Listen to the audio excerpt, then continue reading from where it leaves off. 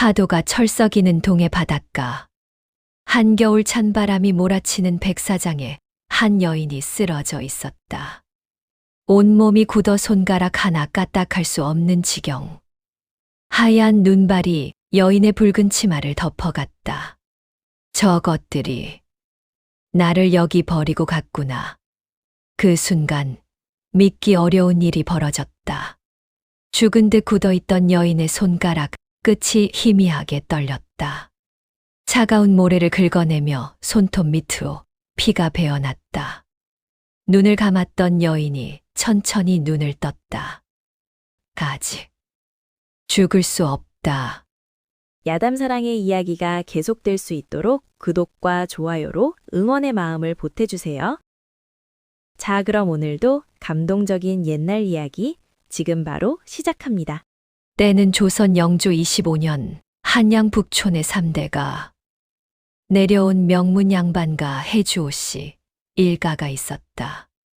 당대 영의정을 지낸 가문답게 기와집은 99칸에 달했고 노비만 해도 100여 명이 넘었다.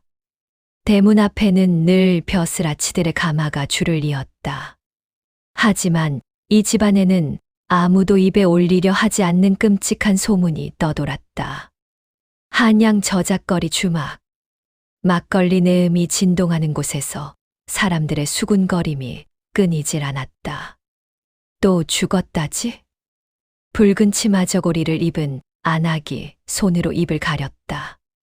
벌써 6번째라던데. 옆에 앉은 장돌뱅이가 고개를 절레절레 저었다.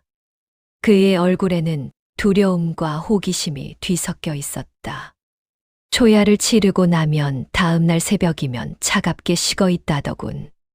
처음엔 지병이 도졌다 했지만 2번, 3번 거듭되니 누가 믿겠나. 주막 구석에 앉아있던 노승이 낮게 읊조렸다. 염주를 돌리는 그의 손이 미세하게 떨렸다. 업보로다.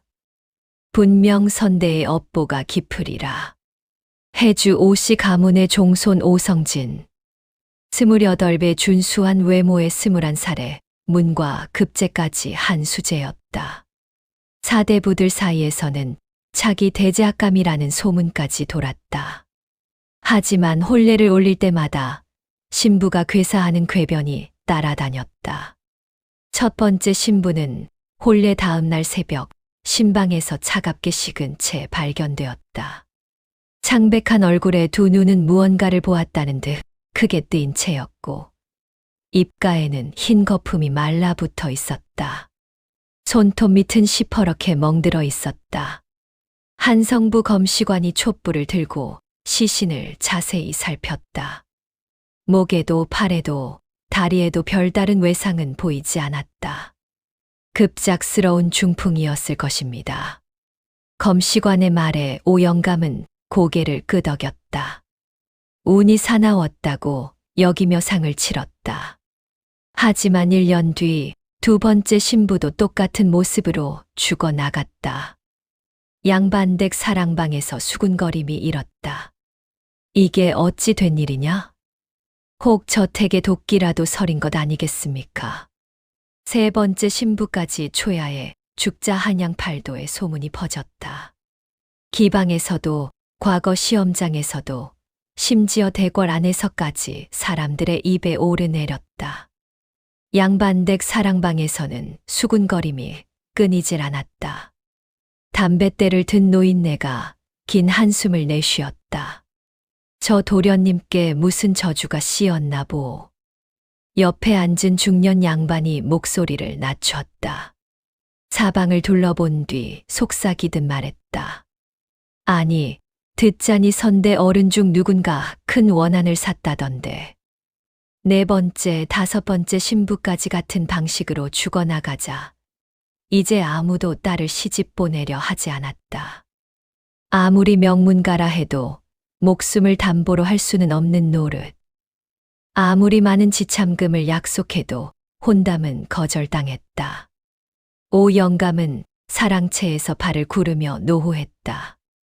백발이 성성한 그의 얼굴은 불그락푸르락했다.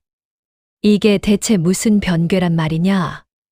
곁에 서 있던 청지기가 조심스럽게 아뢰었다. 고개를 깊이 숙인 채 떨리는 목소리로 말했다. 영감마님, 무당을 불러 구시라도 입 다물 거라. 오 영감의 호통에 청지기가 움찔했다. 사대부 가문에서 무당을 부른다는 게 말이나 되는 소리냐? 하지만 6번째 신부마저 죽어나가자 오 영감도 더 이상 버틸 수 없었다. 결국 한양에서 소문난 무녀를 불러들여 3일 밤낮굿을 하게 했다. 장구 소리와 징 소리가 저택을 뒤흔들었다. 무녀는 굿판을 버리다 말고 고개를 저었다. 눈을 감았던 무녀가 천천히 눈을 뜨더니 창백한 얼굴로 말했다. 영감마님, 이는 범상한 원한이 아니옵니다. 촛불이 흔들리며 방 안에 기이한 그림자를 드리웠다. 무녀의 눈이 뒤집혀 흰자 위만 보이더니 떨리는 목소리로 말을 이었다. 이 저택에 붙어 있는 것은 한 사람의 원혼이 아니라 6 원혼이옵니다. 오 영감의 얼굴이 하얗게 질렸다. 뭐라. 초야에 죽은 6 신부의 혼이 이 집을 떠돌고 있사옵니다.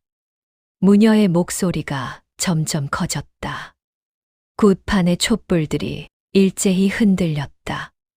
그 원한이 풀리지 않는 한 7번째 신부 역시 오 영감이 손을 휘저으며 고함을 질렀다. 그만 당장 꺼지거라. 무녀를 쫓아낸 뒤 오 영감은 사랑채에 홀로 앉아 한숨만 내쉬었다. 이제 더 이상 방도가 없었다. 창밖으로 보이는 달빛도 유독 차갑게만 느껴졌다. 이대로는 가문이 대가 끊기고 만다. 곁에서 모시던 청지기가 낮게 속삭였다. 주위를 살핀 뒤 영감의 귀에 대고 말했다. 영감마님, 한 가지 방도가 있사옵니다. 오 영감이 고개를 들었다. 방도, 그게 무엇이냐? 미천한 집안의 딸을 들이시는 것입니다. 청지기가 더욱 목소리를 낮췄다. 어차피 죽을 목숨, 은자를 넉넉히 주고 데려오시면. 오 영감은 한참을 망설이다 마침내 고개를 끄덕였다. 그의 눈빛에는 체념과 절박함이 뒤섞여 있었다. 그렇게 찾아낸 것이 7번째 신부가 될 설화였다. 설화는 몰락한 양반가의 외동딸이었다. 아버지 설진사는 본래 성균관 유생이었으나 당쟁에 휘말려 귀양길에 올랐다가 풀려난 뒤 강원도 산골마을에 은거하고 있었다. 초가삼간 사랑방. 방 한 구석에는 겨우 한 섬도 안 되는 쌀독이 놓여 있었다. 벽에는 곰팡이가 피어 있었고 창호지는 여기저기 찢어져 있었다. 설진사는 딸과 마주 앉아 있었다. 백발이 성성한 그의 얼굴에는 수심이 가득했다. 아버님, 남은 쌀이 이게 전부입니다. 설화가 쌀독을 가리키며 말했다. 설진사가 긴 한숨을 내쉬었다. 알고 있다. 제가 바느질품이라도 팔아볼까요? 그것조차 팔릴지. 바로 그날 저녁 해주 오씨 댁 청지기가 찾아왔다. 사랑방에 들어선 청지기는 정중히 허리를 숙이며 말했다. 진사나리 한 가지 청이 있사옵니다. 설진사가 의아한 표정으로 청지기를 바라보았다. 청이라니? 따님을 저희 도련님께 시집 보내 주시옵소서. 설진사는 귀를 의심했다. 해주 오씨 같은 명문가에서 이런 몰락 양반가의 딸을 찾아오다니. 무언가 석연치 않았다. 해주 오씨 댁에서 우리 같은 집안의 딸을 원한다고? 청지기가 고개를 숙였다. 그의 얼굴에는 난처한 기색이 역력했다. 그렇사옵니다. 청지기가 품에서 주머니를 꺼냈다. 그 대신 지참금과 패백은 넉넉히 드리겠사오며 진사 나리께는 매달 쌀 5섬과 은자 10냥을. 설진사의 얼굴이 굳어졌다. 너무 후한 조건이었다. 뭔가 숨겨진 이유가 있을 터였다. 혹시 소문으로 듣던 그 집안이 아니겠지. 청지기의 침묵이 답이었다. 설진사가 벌떡 일어나 소리쳤다.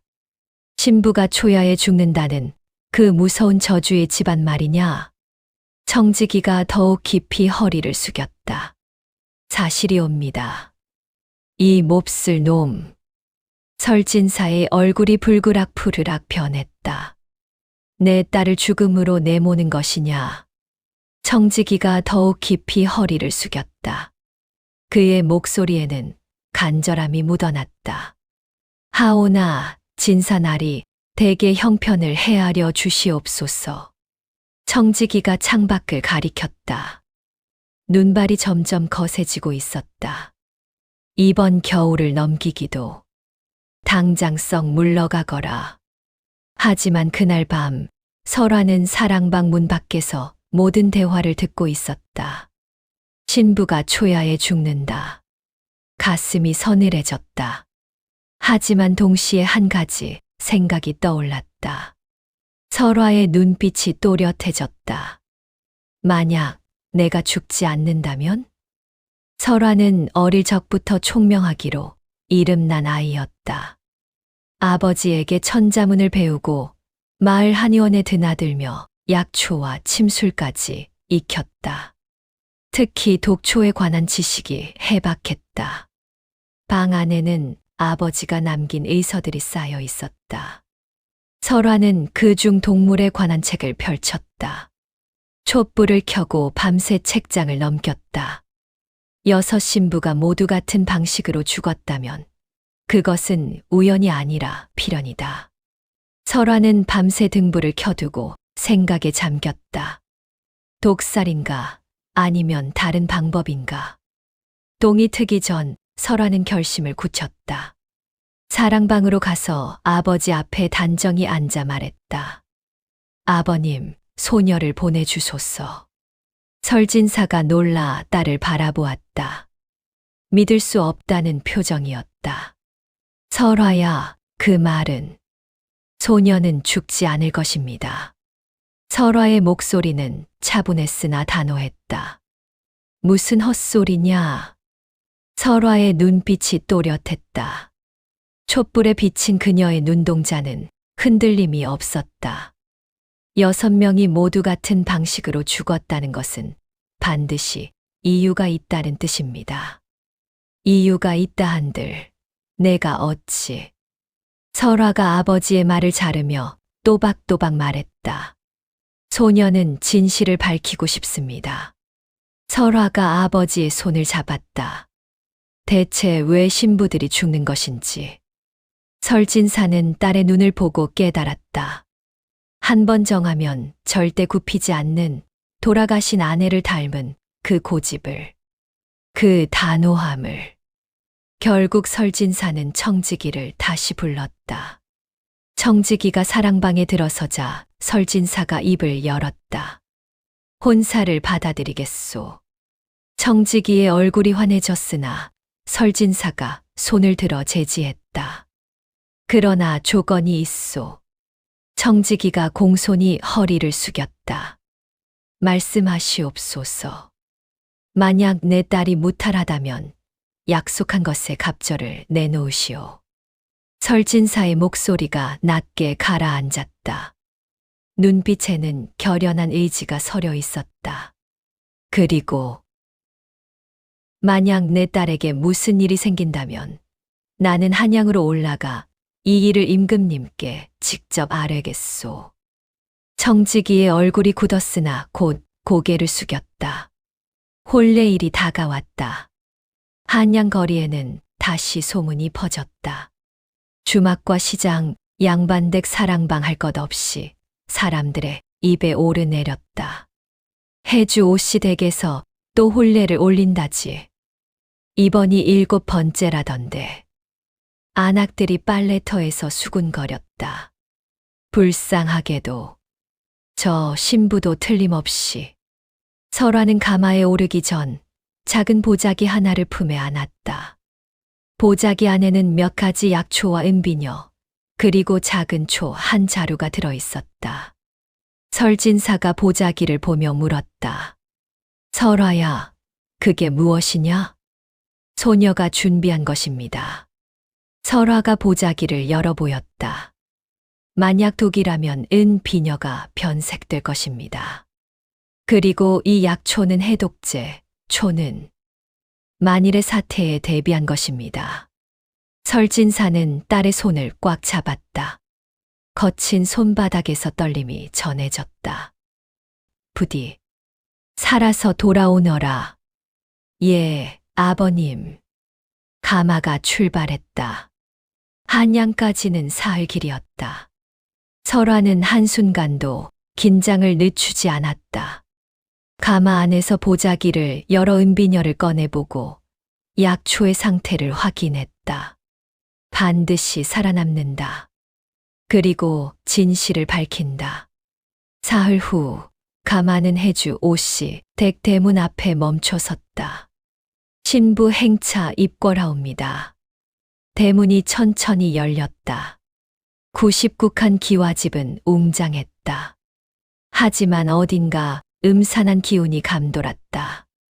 대청마루 기둥마다 검은 이끼가 끼어 있었고 연못에 물은 썩어 악취를 풍겼다.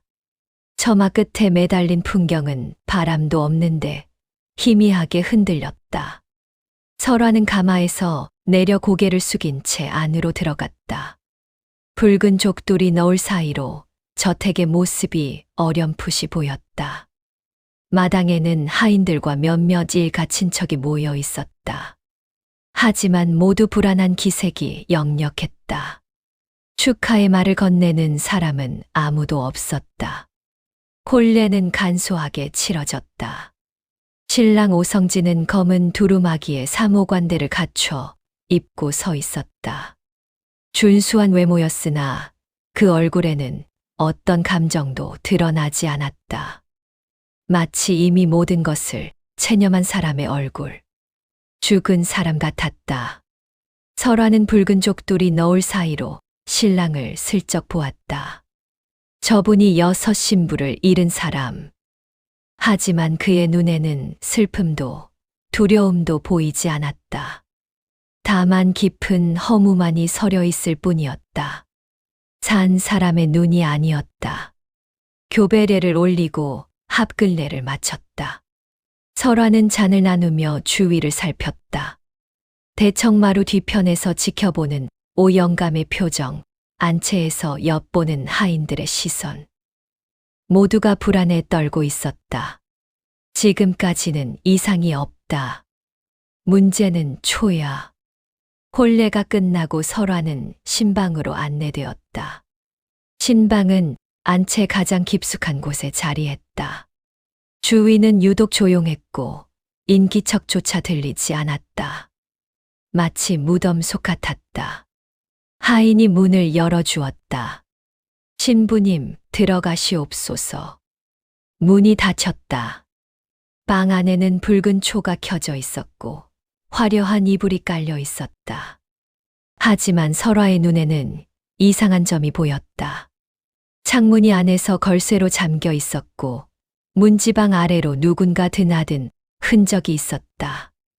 먼지가 쌓인 것으로 보아 최근까지도 드나들었던 것 같았다. 설화는 조심스럽게 보자기를 풀었다. 먼저 은비녀를 꺼내 방 구석구석을 살폈다. 벽에 대고, 이불에 대고, 베개에 대고, 초에 대고, 천장까지. 하지만 은비녀는 변색되지 않았다. 동물은 아니라는 건가? 바로 그때 문이 열리고 신랑이 들어왔다. 오성진은 한참을 서 있다가 낮은 목소리로 말했다. 그의 목소리는 떨리고 있었다. 나가시오. 설화가 고개를 들어 신랑을 바라보았다. 도련님, 지금 당장 이 방에서 나가시오. 오성진의 목소리가 절박했다. 그래야 살 수 있소. 오성진의 얼굴에 처음으로 감정이 드러났다. 그것은 두려움이었다. 공포에 질린 얼굴이었다. 설화는 천천히 고개를 저었다. 거절하겠습니다. 왜요? 오성진이 소리쳤다. 6명이 죽었소. 6명이나. 그래서 더욱 알고 싶습니다. 설화의 목소리는 잔잔했으나 단호했다. 촛불이 흔들리며 두 사람의 그림자를 벽에 드리웠다. 대체 왜 신부들이 죽는 것인지. 오성진의 눈이 흔들렸다. 진실이라고. 예. 설화가 고개를 끄덕였다. 나리, 대체 왜 신부들이 죽는 것입니까? 나도 모르오. 오성진이 손으로 얼굴을 가렸다. 거짓말입니다. 설화가 단호하게 말했다. 6번이나 반복되었는데 나리께서 모르실 리 없습니다. 오성진은 잠시 침묵하다 힘없이 바닥에 주저앉았다. 손가락 사이로 고통스러운 표정이 비쳤다. 나도 정말 모르오. 그의 목소리가 떨렸다. 나는 매번 술을 마시고 깊이 잠들었소. 술을? 그렇소. 오성진이 고개를 끄덕였다. 초야 전에 아버님이 주시는 술을 마시면 나는 깊은 잠에 빠지오. 그가 손으로 얼굴을 가렸다. 손가락 사이로 눈물이 흘렀다. 그리고 다음 날 아침, 신부가 차갑게 식어 있었소. 매번. 설화의 가슴이 철렁했다. 술에 무언가를 탄 것인가. 그때 문 밖에서 기척이 들렸다. 도련님, 합한 줄을 가져왔사옵니다. 하인이 들어와 소반을 내려놓았다. 소반 위에는 주전자와 잔이 놓여 있었다. 주전자에서는 이상한 향이 났다. 달콤하면서도 쓴 향. 설화는 그 냄새를 맡자마자 몸이 굳었다. 영감마님께서 도련님을 위해 특별히 준비하신 약주옵니다. 하인이 공손히 말했다. 오성진의 얼굴이 창백해졌다. 온몸이 떨렸다. 가져가거라. 도련님. 하인이 난처한 표정을 지었다. 영감마님의 명이옵니다. 반드시 드시라 하셨나이다. 가져가라 했다. 오성진이 소리쳤다. 하인이 난처한 표정으로 물러났다. 설화는 재빨리 주전자에 다가가 은비녀를 담갔다. 잠시 후 은비녀가 검게 변하기 시작했다. 은빛이 점점 사라지고 시커멓게 변했다. 이것은 오성진이 놀란 표정으로 다가왔다. 독이요? 아닙니다. 설화가 고개를 저었다. 하지만 분명 무언가 섞여 있습니다. 설화는 조심스럽게 술을 조금 떠서 냄새를 맡았다. 코를 찌르는 쓴 향과 함께 익숙한 냄새가 났다. 이 냄새, 만다라화? 만다라화. 깊은 잠을 유발하는 약초였다. 설화는 한의원에서 이 약초를 본 적이 있었다. 과하게 먹으면 혼수 상태에 빠질 수 있었다. 도련님, 설화가 오성진을 바라보았다. 이 술을 드시면 깊은 잠에 빠지십니다. 그렇다면 그 사이에 오성진의 얼굴이 더욱 창백해졌다. 예. 설화가 고개를 끄덕였다. 도련님께서 주무시는 동안 누군가 신부를 죽인 것입니다. 오성진이 주저앉았다. 그의 얼굴에는 절망과 분노, 그리고 깨달음이 교차했다. 그렇다면 범인은 바로 그때였다. 문이 벌컥 열리며 오영감이 들어섰다. 뒤로는 청지기와 하인 둘이 따라 들어왔다. 아직도 술을 마시지 않았느냐? 오 영감의 목소리는 차가웠다. 설화를 향한 그의 눈빛에는 살기가 서려 있었다.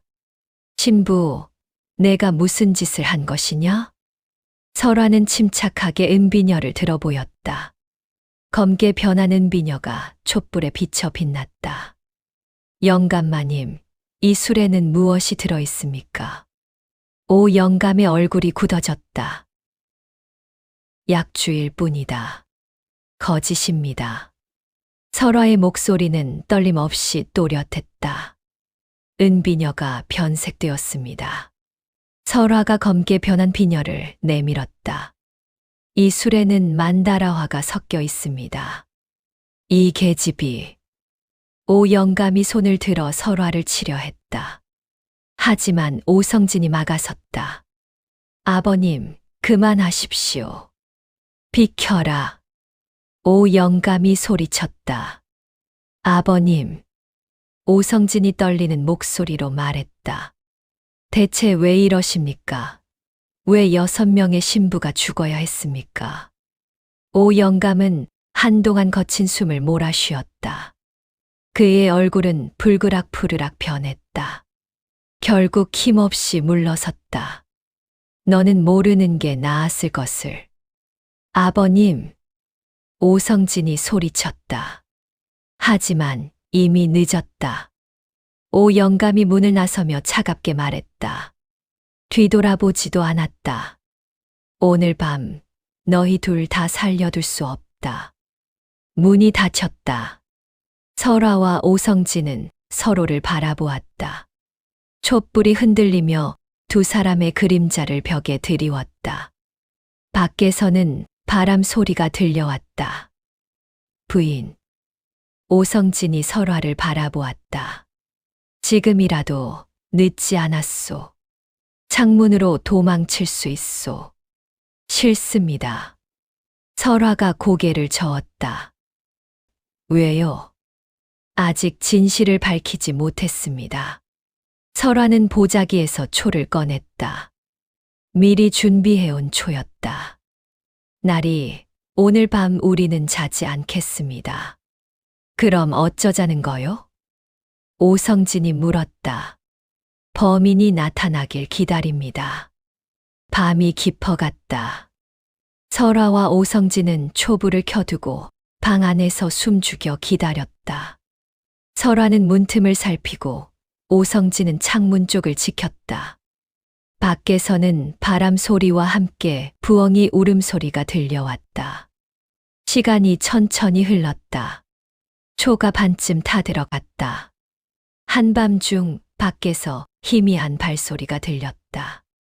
아주 조심스러운 발소리였다. 누군가 천천히 다가오고 있었다. 설화가 오성진에게 눈짓했다.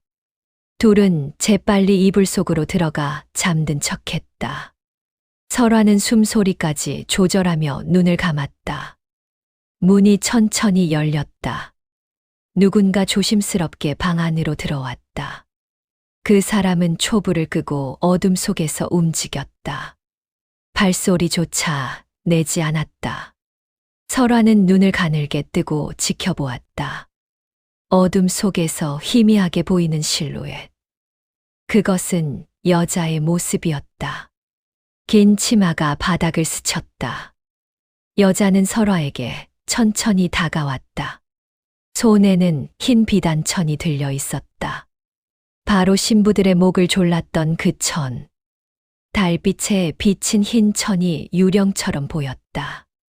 여자가 천을 설화의 목에 감으려는 순간, 지금이요. 설화가 벌떡 일어났다. 오성진이 미리 준비한 초에 불을 붙였다. 부싯돌을 쳐서 재빨리 불을 당겼다. 방 안이 환하게 밝아졌다. 여자의 얼굴이 드러났다. 어머님.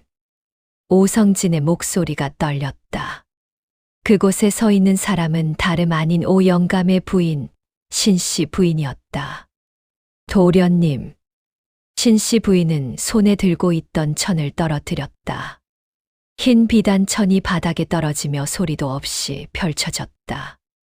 미안하구나. 그녀의 얼굴은 창백했고 눈은 충혈되어 있었다.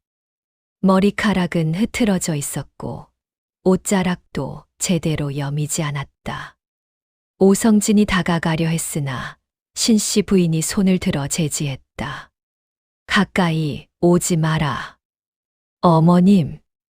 오성진의 목소리가 떨렸다. 대체 왜 신부들을 죽이셨습니까? 신씨 부인은 고개를 떨구었다. 한참을 침묵하다 떨리는 목소리로 입을 열었다. 나는 내 어미가 아니다. 무슨 말씀이십니까? 오성진이 믿을 수 없다는 표정으로 물었다. 나는 신씨 부인의 목소리가 점점 커졌다. 나는 내 어미가 아니란 말이다. 신씨 부인의 목소리에 광기가 섞여 있었다. 설화는 조용히 그녀를 바라보았다. 여자의 얼굴에는 깊은 슬픔과 광기, 그리고 오랜 원한이 뒤섞여 있었다. 부인. 설화가 조심스럽게 입을 열었다. 무슨 뜻입니까? 신씨 부인이 천천히 말을 이었다. 촛불이 흔들리며 그녀의 그림자를 벽에 드리웠다. 20년 전 나는 이 집에 시집 왔다. 그녀의 목소리는 점점 떨렸다. 명문가의 며느리로서 허투루 살지 않았다. 시부모를 정성껏 모셨고 집안일도 게을리하지 않았다. 하지만 3년이 지나도 자식이 생기지 않았다. 신씨 부인의 손이 떨렸다. 영감은 나를 구박했고 그녀가 눈물을 흘렸다. 결국 천한 계집종을 들였다. 그 계집종이 아들을 낳았다. 신씨 부인이 오성진을 바라보았다. 그 눈빛에는 증오와 슬픔이 뒤섞여 있었다. 그게 바로 너다, 성진아. 오성진이 뒷걸음질 쳤다. 얼굴이 하얗게 질렸다. 그럼 너는 종년의 자식이다. 신씨 부인의 목소리가 차갑게 가라앉았다. 하지만 영감은 체면 때문에 너를 내 자식으로 꾸몄다. 나는 그것을 견딜 수 없었다. 신씨 부인은 눈물을 흘렸다. 하지만 그 눈물에는 슬픔보다 분노가 더 많이 담겨 있었다. 내 뱃속에서 나오지도 않은 자식을. 그녀가 주먹을 불끈 쥐었다. 아들이라 불러야 하다니. 그래서 설화가 조용히 물었다. 그래서 신부들을 죽이신 겁니까? 신씨 부인이 고개를 끄덕였다. 그렇다. 그녀의 목소리에는 광기가 서려 있었다. 초야를 치르면 손자가 생긴다. 나는 그것을 막아야 했다. 그녀가 손으로 얼굴을 가렸다. 종년의 혈통이 이 집안을 잊게 할 수는 없었다. 6명이나. 설화의 목소리가 떨렸다. 6명이나 죽이셨습니까? 나도. 신씨 부인이 무릎을 꿇었다. 나도 미치지 않고는 할 수 없었다. 그녀가 눈물을 흘렸다. 첫 번째 신부를 죽일 때는 손이 떨렸다. 두 번째도, 세 번째도. 하지만 점점 익숙해졌다. 그것이 더 무서웠다. 바로 그때 문이 열리며 오영감이 들어섰다. 부인. 오영감의 뒤로 청지기와 하인들이 따라 들어왔다. 영감. 신씨 부인이 오영감을 바라보았다. 부인, 이제 그만하시오. 오영감의 목소리가 떨렸다. 이미 끝났소. 신씨 부인은 고개를 저었다. 끝나지 않았어요. 그녀가 일어섰다. 아직 7번째가 남았잖아요. 그 순간 신씨 부인이 품에서 은장도를 꺼냈다. 은장도가 촛불에 비쳐 번쩍였다. 비켜요. 그녀가 설화를 향해 달려들었다. 이 계집애만 죽이면 돼요. 설화가 뒷걸음질 쳤다. 하지만 신씨 부인이 빠르게 다가왔다. 오성진이 설화 앞을 막아섰다. 어머님, 아니. 그가 떨리는 목소리로 말했다. 부인, 비켜. 신씨 부인이 소리쳤다. 할 수 없습니다. 오성진이 단호하게 말했다. 이분은 제 아내입니다. 내가 뭘 안다고.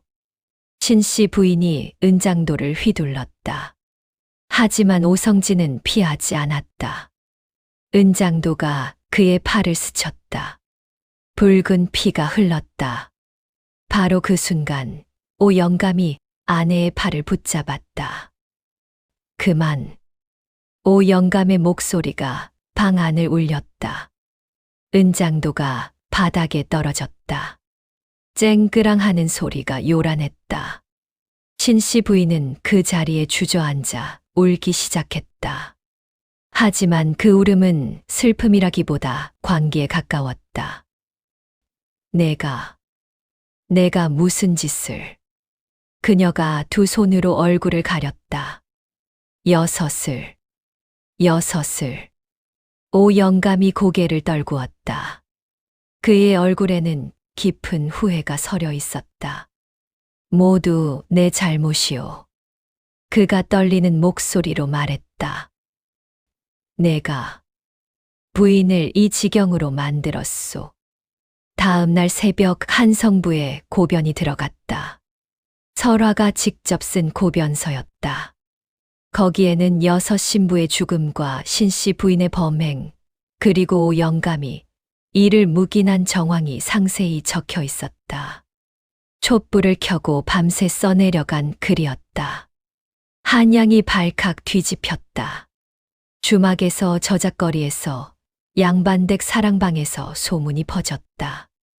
해주 오씨 부인이 신부들을 죽였다고? 그것도 여섯이나. 안악들이 빨래터에서 수군거렸다. 세상에 그 소문이 모두 사실이었던 거야. 한성부 판관이 직접 해주 오씨 댁에 들이닥쳤다. 관속들이 대문을 부수고 들어갔다. 오 영감, 이 일이 사실이오? 오 영감은 고개를 끄덕였다. 그의 얼굴은 하루아침에 늙어 보였다. 사실이옵니다. 부인은 어디 계시오? 판관이 엄한 목소리로 물었다. 안채에 있사옵니다. 관속들이 신씨 부인을 끌어냈다. 그녀는 이미 정신이 나간 듯 허공만 바라보며 중얼거렸다. 머리카락은 흐트러져 있었고 옷은 찢어져 있었다. 내가 죽였다. 그녀가 헛웃음을 웃었다. 여섯을. 판관이 한숨을 쉬었다.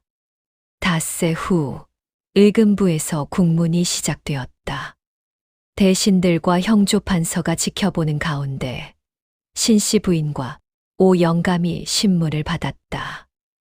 엄숙한 분위기 속에서 국문이 진행되었다. 형조판서가 신씨 부인을 내려다보았다.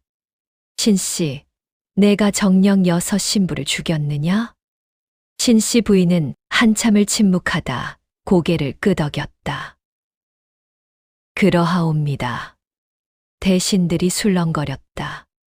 어찌 그런 끔찍한 일을 저지를 수 있었느냐? 형조판서가 책상을 쳤다. 신씨 부인이 고개를 들었다. 그녀의 눈에는 광기가 서려 있었다. 대감. 그녀의 목소리가 떨렸다. 소녀는 20년을 자식 없는 서러움 속에 살았나이다. 그것이 사람을 죽일 이유가 되느냐? 형조판서가 소리쳤다. 소녀는 미쳐 있었나이다. 신씨 부인이 눈물을 흘렸다. 종년의 자식을 아들이라 불러야 했고, 그녀가 주먹을 불끈 쥐었다. 그 아이가 가문을 잇는 것을 봐야 했사옵니다. 대신들이 술렁거렸다. 누군가 혀를 찼다. 저게 무슨 변명인가. 6명을 죽이고도 뉘우침이 없구나. 형조 판서가 오 영감을 노려보았다. 오 영감, 그대는 이 사실을 알고도 숨겼느냐? 오 영감은 고개를 숙였다. 백발이 늘어져 얼굴을 가렸다. 알고 있었나이다. 언제부터냐? 형조 판서의 목소리가 차갑게 가라앉았다. 3번째 신부가 죽은 후부터옵니다. 대신들이 소란스러워졌다. 3번째부터 알았다고. 그렇다면 나머지 셋은 막을 수 있었을 것이 아니냐. 한 대신이 벌떡 일어나 소리쳤다. 임금이 용상에서 손으로 탁자를 쳤다. 쿵 하는 소리가 전각을 울렸다. 오 영감. 임금의 목소리가 낮게 깔렸다. 경은 사대부로서 무고한 이들을 죽도록 방치했느냐. 사죄하옵니다. 오 영감이 이 말을 바닥에 찧었다. 형조, 형을 정하라. 임금이 명했다. 형조 판서가 앞으로 나와 아뢰었다. 신씨는 사형에 처하고 오 영감은 재산 몰수 후 유배에 처함이 마땅하옵니다. 임금이 고개를 끄덕였다. 그리하라. 보름 후 신씨 부인은 사약을 받았다. 사약을 받기 전 그녀는 설화에게 마지막 말을 남기고 싶다 했다. 관속들이 설화를 데려왔다. 7번째 신부. 신씨 부인이 떨리는 목소리로 말했다. 예, 부인. 설화가 고개를 숙였다. 나는. 신씨 부인이 눈물을 흘렸다. 내가 살아남아 다행이라 생각한다. 설화는 고개를 숙였다. 그녀의 눈에도 눈물이 맺혔다. 나는 미쳤었다. 신씨 부인이 손으로 얼굴을 가렸다. 하지만 이제야 정신이 든 것 같구나. 그녀가 떨리는 손을 들어 설화를 가리켰다. 6 무고한 목숨을. 내가 앗아갔구나. 제발. 신씨 부인의 목소리가 간절했다. 성진이를 잘 돌봐다오. 그 아이에게는 죄가 없다. 알겠나이다. 설화가 눈물을 닦으며 대답했다. 신씨 부인은 사약을 받고 조용히 숨을 거두었다. 그녀의 얼굴에는 마지막 순간 평온함이 깃들었다. 오 영감은 제주도로 유배되었다. 저택은 몰수되었고 오성진은 벼슬을 버리고 설화와 함께 강원도로 내려갔다. 그로부터 3년의 세월이 흘렀다. 강원도 산골 마을. 설화와 오성진은 어린 아들 성수와 함께 평온한 나날을 보내고 있었다. 초가집 주변에는 채소밭이 있었고 작은 개울이 흐르고 있었다. 오성진은 마을 서당에서 아이들에게 글을 가르쳤다. 설화는 약초를 캐고 조제해 마을 사람들의 병을 고쳤다. 소박하지만 평온한 삶이었다. 어머니, 오늘도 약을 만드세요? 3살이 된 성수가 천진하게 물었다. 작은 손으로 약초를 만지작거렸다. 그래, 성수야. 설화가 아들의 머리를 쓰다듬었다. 옆집 할머니가 다리가 아프셔서 말이야. 나도 도와줄게.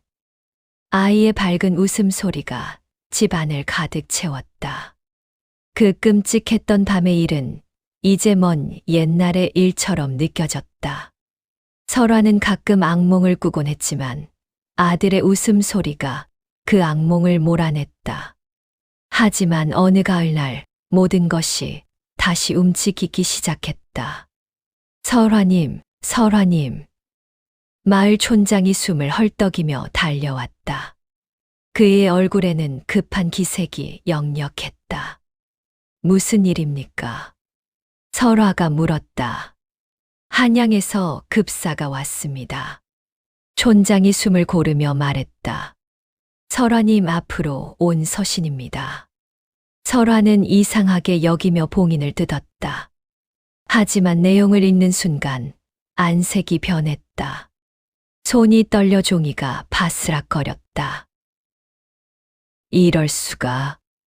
무슨 일이오, 설화? 오성진이 걱정스럽게 물었다. 설화는 떨리는 손으로 서신을 내밀었다.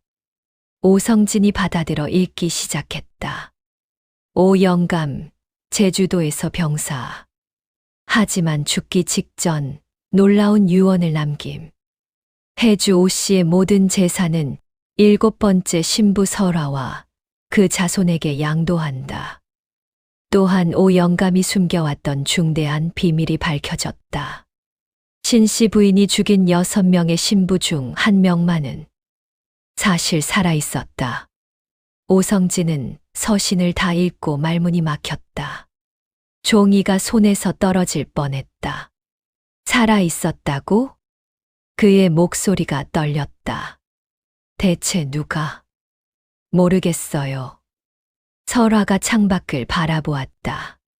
단풍이 붉게 물들어 있었다. 하지만 이것은 그녀의 눈빛이 또렷해졌다. 아직 진실이 숨겨져 있었다는 뜻이에요. 다음 날 설화와 오성진은 성수를 마을에 맡기고 한양으로 향했다. 마을 사람들이 아쉬워하며 배웅했다. 사흘 후 둘은 그리운 해주 오씨 댁 앞에 섰다. 하지만 저택은 황폐해져 있었다. 99칸이었던 기와집은 여기저기 무너져 있었고 문은 굳게 닫혀 있었다. 연못은 말라 있었고 정원은 잡초로 뒤덮여 있었다. 아무도 없는 건가? 오성진이 중얼거렸다. 그때 문 그늘에서 늙은 하인이 나타났다. 백발이 성성한 노인이었다. 도련님, 설화님. 노인의 목소리가 떨렸다. 너는 기삼이가 아니냐? 오성진이 놀라 외쳤다. 기삼이는 3년 전까지 해주 오씨 댁에서 일했던 고참 하인이었다. 잘 돌아오셨습니다. 기삼이가 깊이 허리를 숙였다. 사실은 기다리고 있었습니다. 기다렸다고? 설화가 물었다. 예. 기삼이가 고개를 끄덕였다. 영감마님. 오 영감께서 마지막에 이것을. 기삼이는 낡은 목함을 내밀었다. 목함에는 먼지가 수북이 쌓여 있었다. 안에는 편지 한 통과 낯익은 비녀가 들어 있었다. 이건 설화가 비녀를 집어들었다. 4번째 신부 민씨 부인의 비녀. 오성진이 편지를 펼쳤다. 종이는 누렇게 변색되어 있었다. 성진아, 설화님. 나는 오랜 세월 부끄러운 비밀을 안고 살아왔다. 신씨 부인이 6명의 신부를 죽였다는 것은 반만 진실이다. 사실 4번째 신부 민씨는 죽지 않았다. 신씨 부인이 목을 조른 그날 밤 나는 몰래 구해내어 먼 절에 숨겨두었다. 왜냐고? 민씨는 내 친딸이었기 때문이다. 젊은 시절 신분을 넘은 사랑을 하여 몰래 아이를 낳았다. 그 딸이 자라서 인연으로 성진의 신부로 맞이하게 되었다. 나는 진실을 말할 수 없어 혼례를 허락해 버렸다. 그리고 신씨 부인이 민씨를 죽이려 했을 때 비로소 아버지로서의 정이 이겼다. 민씨는 지금도 살아있다. 금강산 신계사에서 비구니로 살고 있다. 부디 그녀를 만나주길 바란다. 그리고 성진아, 너에게 미안한 일을 했다. 해주 오씨의 재산은 모두 설화님과 성수에게 양도한다. 그것이 내가 할 수 있는 유일한 속죄다. 오 영감. 오성진은 편지를 움켜쥐었다. 손이 떨렸다. 아버님. 설화는 오성진의 어깨에 손을 올렸다. 가요. 금강산으로. 그로부터 열흘 후 설화와 오성진은 금강산 신계사를 찾았다. 가을 단풍이 아름답게 물든 산자락. 조용한 암자가 있었다.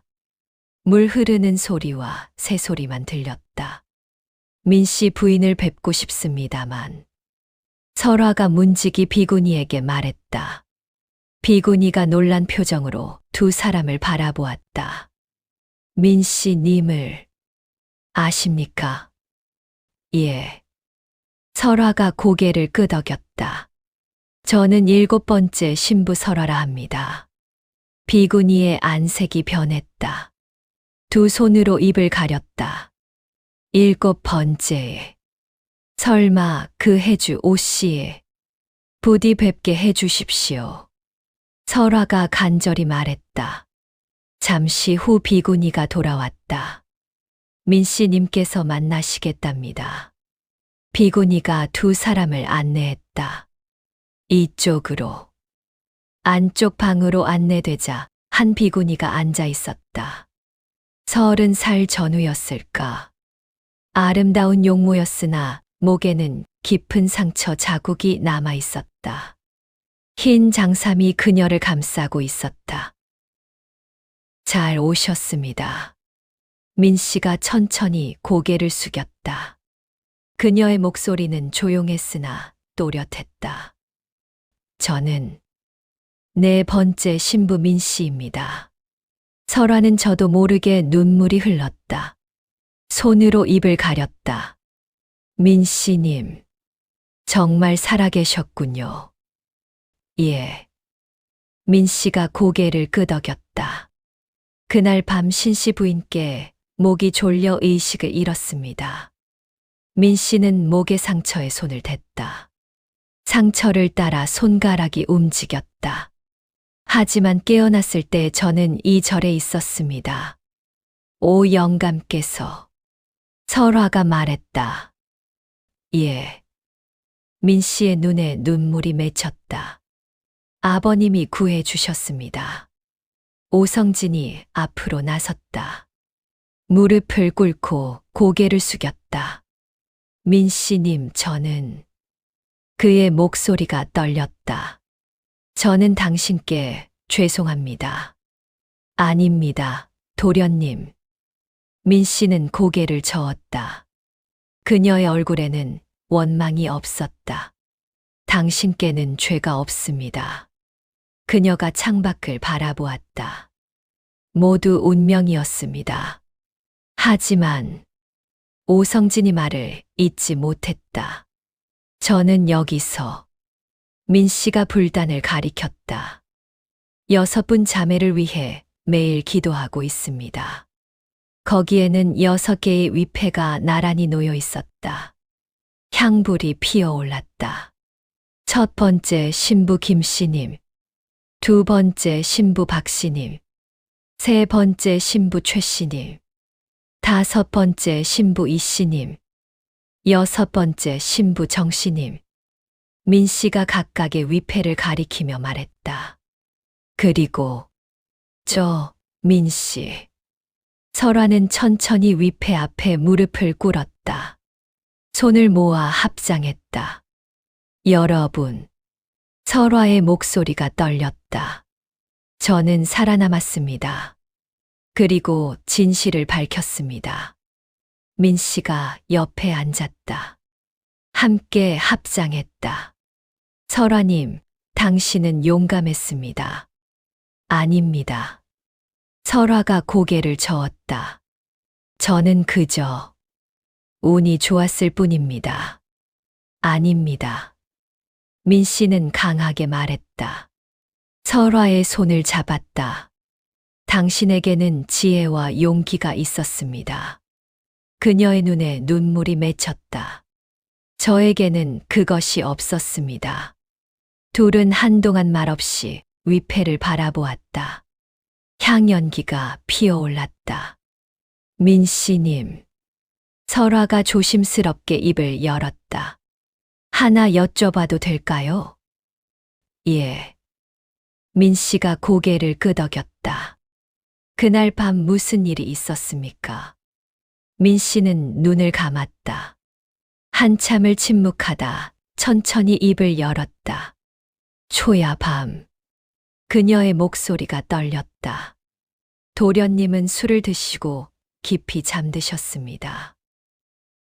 저도 잠들려 할 때 민 씨가 눈을 떴다. 누군가 방에 들어왔습니다. 신 씨 부인. 설화가 말했다. 예. 민 씨가 고개를 끄덕였다. 마님께서는 흰 천을 들고 계셨습니다. 민 씨의 목소리가 더욱 떨렸다. 손이 떨려 옷자락을 움켜쥐었다.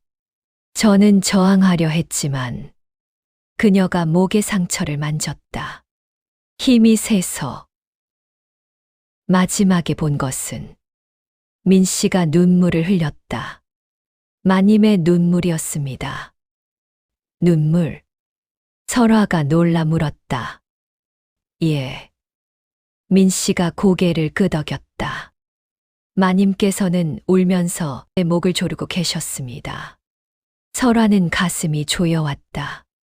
신 씨 부인의 모습이 떠올랐다. 신 씨 부인도 괴로워하셨군요. 저는 그렇게 믿고 있습니다. 민 씨가 일어섰다. 창밖을 바라보았다. 설화님, 한 가지 부탁이 있습니다. 무엇입니까? 설화가 물었다. 성수님을 부디 잘 키워 주십시오. 민 씨가 설화를 바라보았다. 예. 설화가 고개를 끄덕였다. 그리고 민 씨의 목소리가 간절했다. 6분 자매를 잊지 말아 주십시오. 설화는 고개를 끄덕였다. 눈물이 흘렀다. 반드시. 그날 밤 설화와 오성진은 산 아래 주막에 묵었다. 설화. 오성진이 창밖을 바라보며 말했다. 이제 어떻게 할 거요? 해주 오 씨의 재산은. 설화가 잠시 생각하다 말했다. 받겠습니다. 하지만 오성진이 망설였다. 다만 설화는 창밖을 바라보았다. 달이 환하게 떠 있었다. 그 재산으로 6분 신부를 위한 절을 세우겠습니다. 절을. 오성진이 놀라 물었다. 예. 설화가 고개를 끄덕였다. 한양의 여성들이 안심하고 살 수 있는 곳을 만들겠습니다.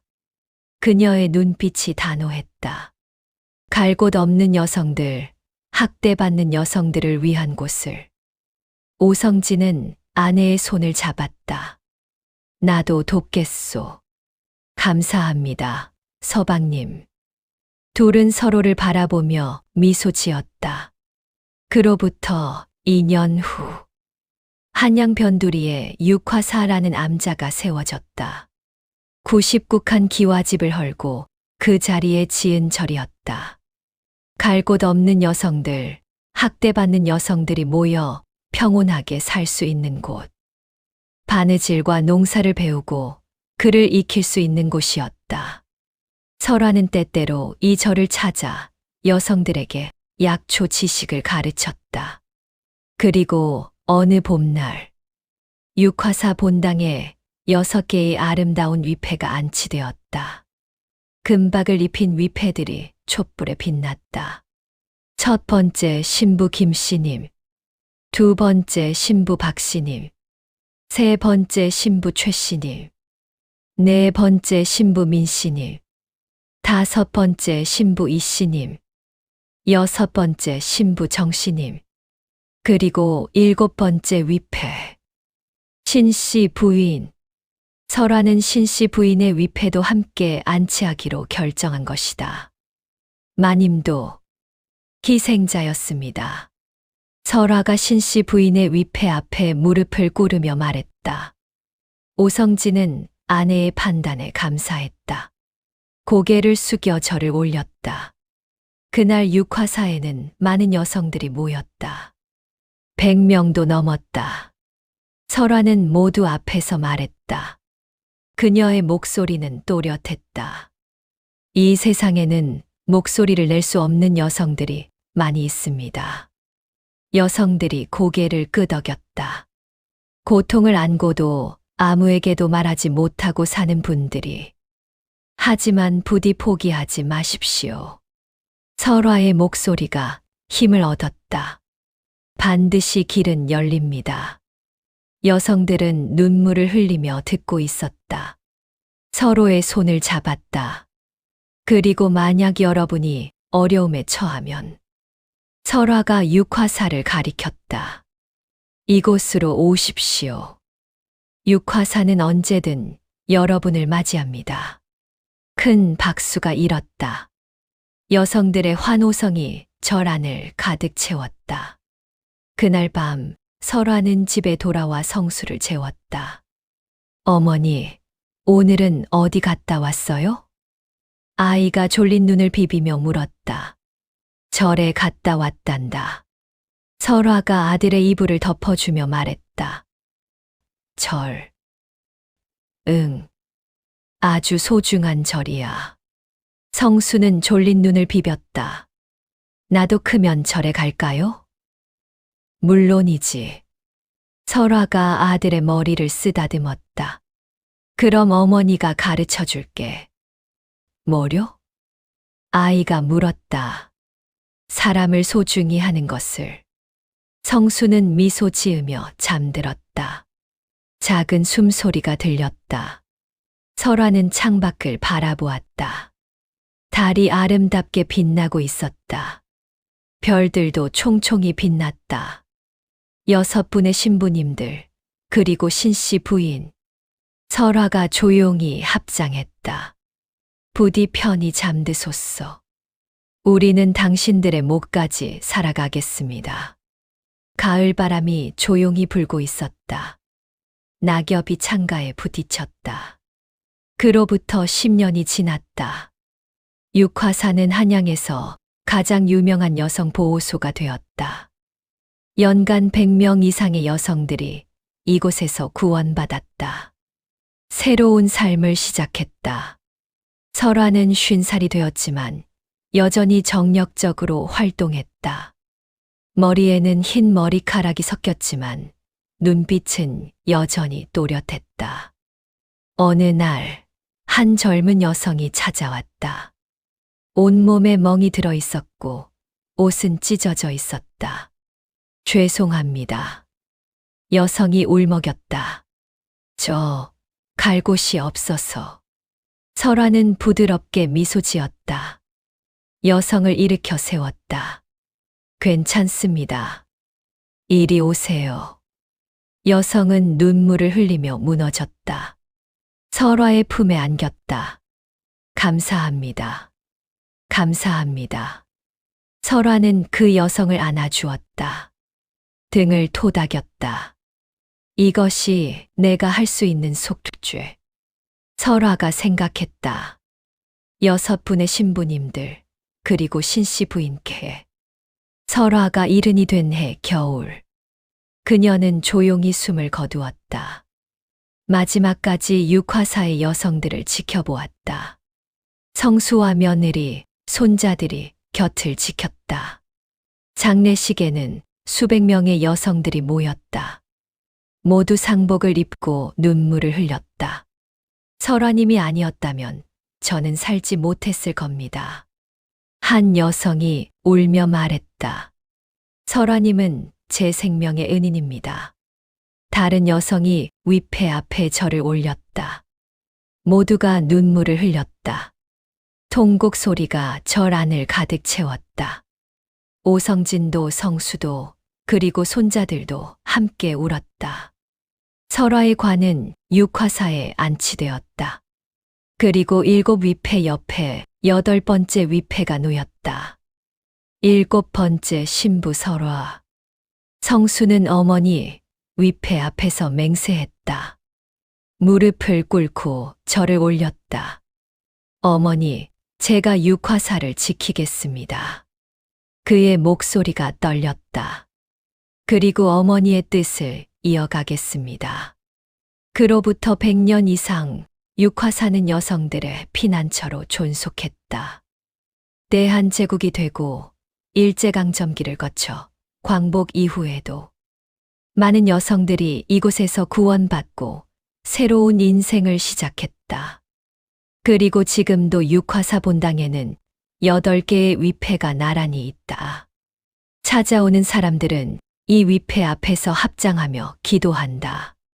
부디 모든 여성에게 평화를, 부디 모든 고통이 치유되기를. 이야기는 여기서 끝난다. 하지만 설화의 뜻은 지금도 살아 숨쉬고 있다.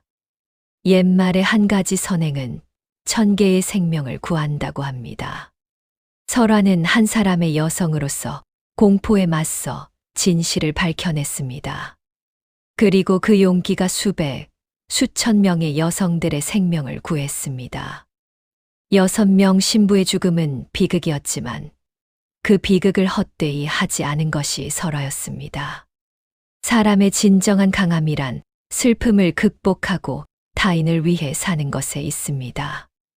그리고 사람의 진정한 다정함이란 자신이 받은 아픔을 타인에게 주지 않고 오히려 그 아픔으로부터 타인을 지키는 것에 있습니다.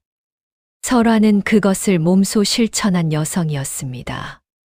부디 여러분도 누군가의 아픔에 공감할 수 있는 사람이 되시기를. 부디 여러분도 누군가의 희망이 될 수 있는 사람이 되시기를. 여러분의 인생에 설화 같은 용기와 다정함이 깃들기를 진심으로 기원합니다. 긴 이야기를 끝까지 들어주셔서 정말 감사합니다.